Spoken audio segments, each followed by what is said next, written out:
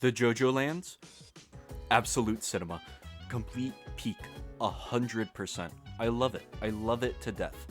Could it be that it might be the last part of JoJo, and that's why I treasure it? Yeah, yeah, that's a possibility. But it's also really damn good. Araki like never fails to like impress me.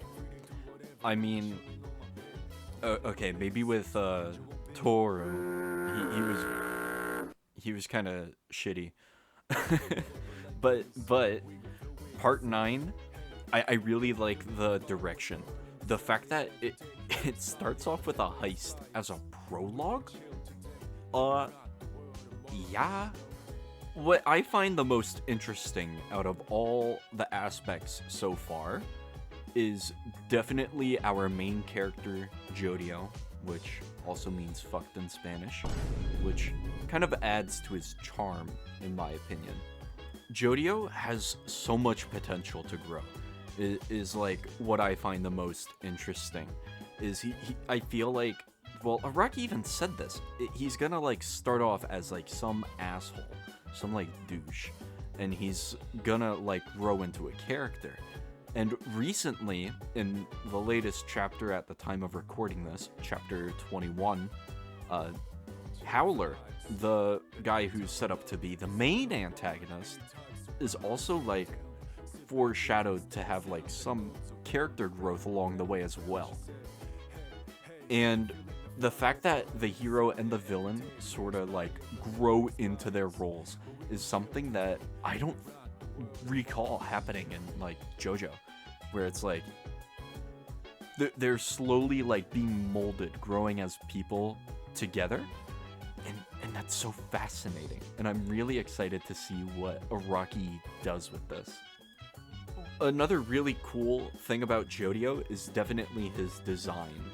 It mirrors a lot of Giorno from part 5, like design wise, like the heart, the hair, the 3 tufts. It's not really, onion rings, but it's definitely like Giorno inspired almost, I should say.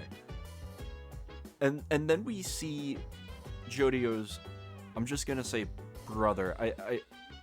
The translators are still iffy on pronouns, but I'm just gonna go with what we're given and just say he, him for now. But Dragona Joestar. Looking at the chapter 13, their backstory, Jodio and Dragona reminds me a lot of like early Giorno, like pre-golden hair, and it's so like, I'm loving what Araki's doing. How he's sort of like splitting 2 aspects of Giorno and pushing them, not to extremes per se, but definitely like looking back on Giorno, trying to recreate some of his characteristics, and I find it pretty cool. It's also fascinating seeing Araki sort of explore the anti-hero aspect with Jodio, because he's a drug dealer and a murderer. Like, he's killed people, he sold cocaine, and he abducted a child. He's not exactly a great guy. I feel like we can all agree on that. But there's just this charm to him, at least to me, that I want to see what happens with him. I want to explore his character. I want to know, like, what's going on with him. Because earlier on in chapter 2, in the psychiatry scene, where he's like talking to a psychologist, and the psychologist is like, yo, Jodio, you're kind of like fucked up in the head, bro. And he's like, oh, damn. Like, I don't know, I really enjoy that Araki's like exploring like mental health as well. It's so fascinating to me, and I can't wait to read more. I'm always like looking forward for the next chapter, seeing what Araki brings to the table next. What I'm also really eager to see is Jodio's stand, November Rain evolve, and possibly other cast members? I'm not too sure. But I feel it'll evolve, maybe even Howler's stand too, because if it's set up for character growth, what comes to mind is like Koichi or Johnny with their axe, or Josuke getting the spin. It's like when character growth happens, the stand changes in some form, and I'm really excited that Howler was also set up for this character growth, and I feel like we'll eventually see a bit of his stand, and maybe it'll at some point eventually evolve. Like, it'll have its own axe as well, and that's gonna be really, really cool to see if what I think is actually going to happen. The main cast has like captured my heart too. I I love seeing them interact with each other.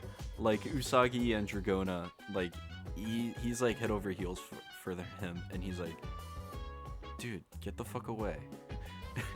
And like Paco and Jodio just kind of like chill together, and it's just really goofy to see all the characters like interact even as a group, and they feel real in the way that they talk with each other and interact. Like, it's not just for the plot. While the plot does advance when they talk, it's like it feels normal, which is kind of bizarre coming from JoJo's Bizarre Adventure, not normal. But I love it. I love it a lot. Just, I don't know. My favorite so far, Usagi. Usagi hands down. I love that little goober. He's so goofy. And his design, I don't know. I hate his official colors, because my headcanon will always be that he looks like Filthy Frank. Because, I mean, how could you not? The manga just makes him look like Tingle, like the colored manga, I mean. It's so goofy. They ruined him, but it's okay. I love him nonetheless. But yes, I'm gonna have to cut it off here. I just really, really wanted to gush about JoJo. I know this is a different video than normal, but God, I love JoJo Lands. I try